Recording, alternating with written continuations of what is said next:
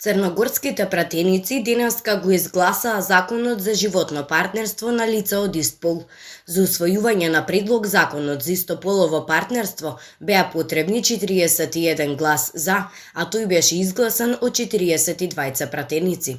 Организацијата LGBT форум усвојувањето на законот го оцени како историски чекор во борбата против човековите права на LGBT заедницата во Црна Гора.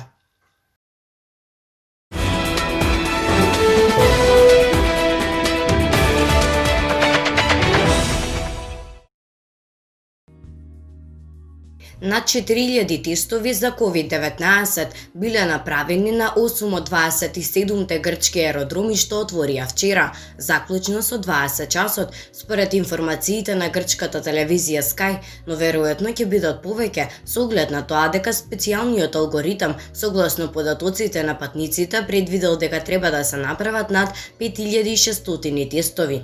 Според истите информации на дел на аеродромите, биле веќе направени повеќе тестови од планираното, односно од она што било предвидено согласно доставените податоци преку специјалната платформа за туристите.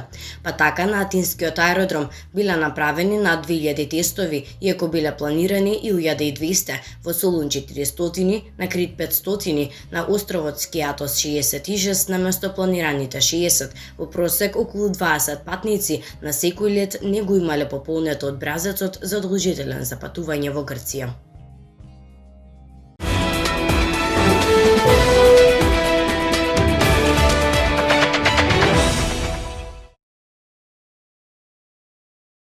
Тесла, компанијата за производство на автомобили на Илон Маск, се искачи на врвот на листата на највредните производители во 2020 година.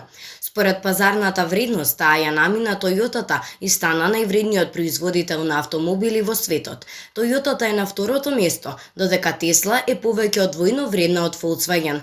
Најновите податоци покажуваат дека Илон Маск повторно го зазаде врвот. Пазарната вредност на Тесла сега околу 184 милиарди американски долари, што е за 4,3 милиарди повеќе од Тојотата.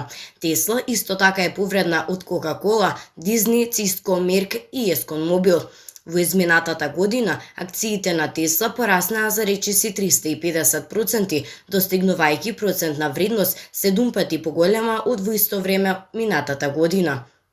Многумина се уште сметаат дека компанијата на Маск е прецената со оглед на количината автомобили испорачени во светот. Многумина сметаат дека Тесла е технолошка, а не автомобилска компанија.